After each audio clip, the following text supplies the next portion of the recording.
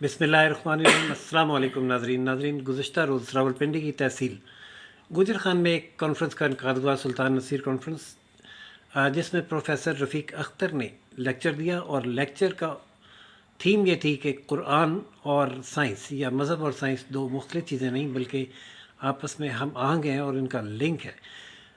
ये lecture attend किया हमारे कोलीग ने, जिनका नाम है ग़ुलाम अवैस। नौजवान साफ़ी हैं और बहुत महारत के साथ रिपोर्ट भी करते हैं और तवज्जो से चीज़ों को देखते और समझते सुनते हैं। हम उनसे जानते हैं कि प्रोफेसर रफ़ीक अख्तर ने कुरान और साइंस को आपस में कैसे लिंक किया, क्या थीम थी और उन्होंने क्या अवाम को और नौजवानों को जो उस लेक्चर में मौजूद थे बावर कराने की कोशिश की और उसमें किस हद तक कामयाब रहे। वैसे साहब अस्सलाम वालेकुम, welcome to Roshan Pakistan news.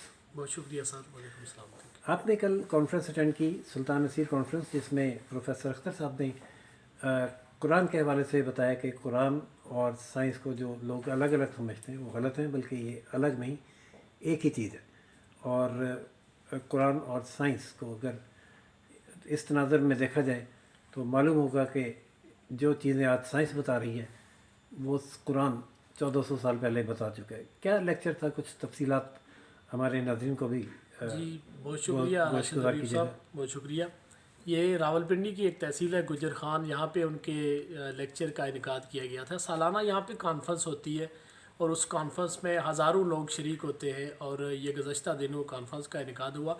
उसमें जो अनवान दिया गया था वो कुरान सुल्तान नसीर के अनवान से कॉन्फ्रेंस का इनकाद किया गया, जिसमें खसूसी लेक्चर प्रोफेसर रफ़ीक अहमद अख्तर का था। उन्होंने इस चीज़ को जोड़ने की कोशिश की कि मज़हब और साइंस कोई अलग चीज़ नहीं, बल्कि मज़हब और साइंस और दीनी अलूम और दुनियावी अलूम जो है वो एक ही चीज़ है।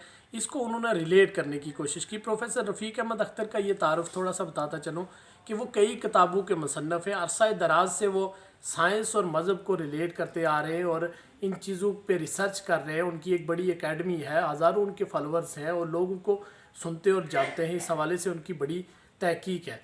उन्होंने सबसे पहले ये दलील दी कि साइंस और मज़हब कोई अलग चीज़ नहीं है और इस हवाले से उन्होंने ये बताया कि जो चीज़ें साइंस आज तख्लीक कर रही है या जिस पे साइंस आज तहकीक कर रही है, कुरान मजीद आज से 1500 साल पहले उस चीज़ पे तहकीक कर चुका था। उस चीज़ की जो निशानदेही कुरान मजीद में की जा चुकी थी। इस हवाले से उन्होंने भरपूर ज़ोर दिया और साथ में ये भी कहा और इसका हवाला देते हुए ये कहा कि बिग बैंग थ्योरी को साथ जोड़ा। उन्होंने कहा कि साइंस ने ये कहा कि बिग बैंग थ्योरी के ज़रिए ये कायनात वजूद में आई, इस कायनात की तख्लीक मुमकिन हुई, जबकि कुरान मजीद आज से 1500 साल पहले ये बावर करवा चुका था। कुरान मजीद में ये अरशाद आ चुका था कि ये ज़मीन और आसमान एक ही जुड़त में थे और हमने इनको ज़बरदस्ती अपनी ताकत से अलहदा कर दिया। इसकी तरफ उन्होंने इशारा किया। फिर उन्होंने एक और बात जो की वो ये कहा कि अल्ट्रासाउंड मशीन जो है वह 1956 में साइंस ने ईजाद की। साइंस ने पहली मरतबा जो तौलीदी अमल है उसके जो मराहल हैं वो बयान किए, जबकि कुरान मजीद इस हवाले से 1500 साल पहले तमाम वो चीज़ें बता चुका था कि बच्चे की पैदाइश किस तरह होगी, इंसानी जो ज़िंदगी है वो जन्म किस तरह लेती है। इस हवाले से कुरान ने पहले ही बता दिया था। एक जो चीज़ उन्होंने बार बार जिस पे ज़ोर दिया कि शायद हमारे उलमा हजरात या हमारे जो तहकीक करने वाले लोग थे उन्होंने उस पे ज़्यादा तवज्जो नहीं दी या उस गहराई से कुरान मजीद का मताला करने में हम नाकाम रहे। इसलिए अगर हम पहले अच्छे तरीके से मताला कर लेते तो शायद जो साइंस आज कामयाबियाँ गिनवा रही है वो हम मुसलमानों के पास या कुरान करीम का मताला करने वालों के पास होती। इसके अलावा उन्होंने जो दूसरी बात रिलेट करने की कोशिश की वो ये है कि हयात और जो ज़िंदगी का कंसेप्ट था वो भी कुरान ने बताया पहले कि हयात कहाँ से शुरू हुई। कुरान करीम के मुताबिक तमाम तर मखलूक़ात जो है वो पानी से पैदा की गई। साइंस इस पर आज जो है वो रिसर्च कर रही है, जबकि कुरान मजीद इस हवाले से पहले ही बता चुका था। फिर पहाड़ों के बारे में, फिर ज़मीन की हरकत के बारे में, यानी कि कुरान करीम में उन्होंने ये कहा कि कुरान करीम में 1500 साल पहले अल्लाह ताला ने फरमा दिया था कि कोई चीज़ जो है वो कायनात में साक़ित नहीं है। अपने मुकर्रा वक्त के मुताबिक और मुकर्रा वक्त में वो हर चीज़ हरकत में है। जबकि अगर साइंस के हवाले से देखा जाए तो उन्होंने ये कहा कि साइंस इस हवाले से तजादात का शिकार रही है, بہت سے سائنٹسٹ پہلے کہتے ہیں کہ نہیں جی مرکزی حیثیت سورج کو حاصل ہے، پھر بعد کہتے ہیں مرکزی حیثیت زمین کو حاصل ہے. اس حوالے سے انہوں نے یہ کہا کہ قرآن نے ہر چیز کو کھول کے بیان کیا ہے. ضرورت اس امر کی ہے کہ قرآن مجید کی تعلیمات سے جو ہے وہ فائدہ اٹھایا جائے. پھر کائنات کے سکھڑنے اور پھیلنے کے حوالے سے انہوں نے ایک قرآنی آیت کا حوالہ دیتے ہوئے یہ کہا اور کہ اللہ تعالیٰ کا ارشاد ہے کہ ہم نے ہی اس کائنات کو بنایا ہے اور ہم ہی اس کو پھیلا رہے ہیں اور ہم زمین کو کناروں سے گٹاتے آ رہے ہیں. یہ کنسیپٹ جو سائنس آج ڈسکس کر رہی ہے کہ کائنات سکڑ رہی ہے، پھیل رہی ہے، اس حوالے سے انہوں نے یہ قرآن کی آیت پیش کی.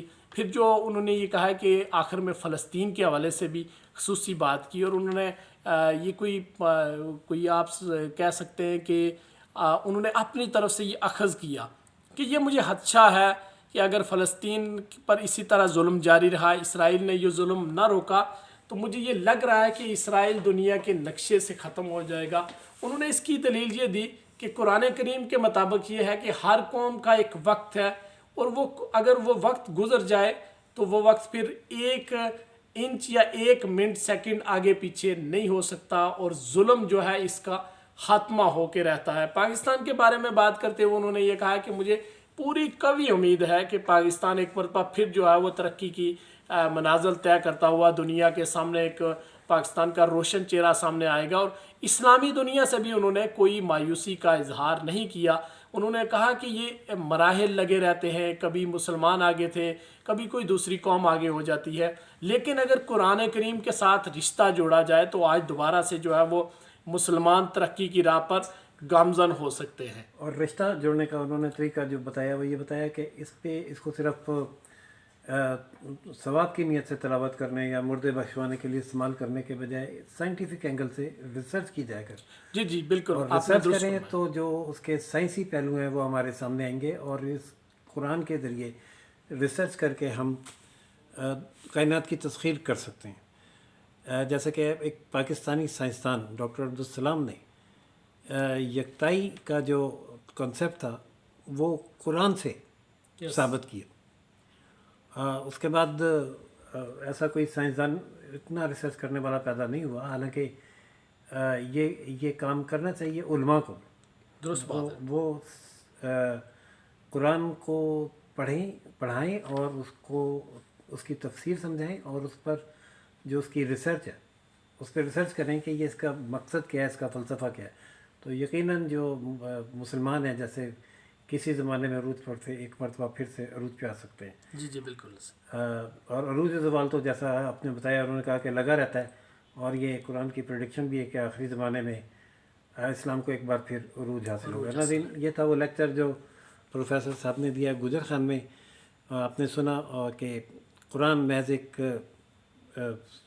تلاوت کر کے ثواب حاصل کرنے والی کتاب نہیں بلکہ علم کا ایک خزانہ ہے اور ضرورت ہے اس سے استفادہ کرنے کی. اسی کے ساتھ اجازت دیجیے.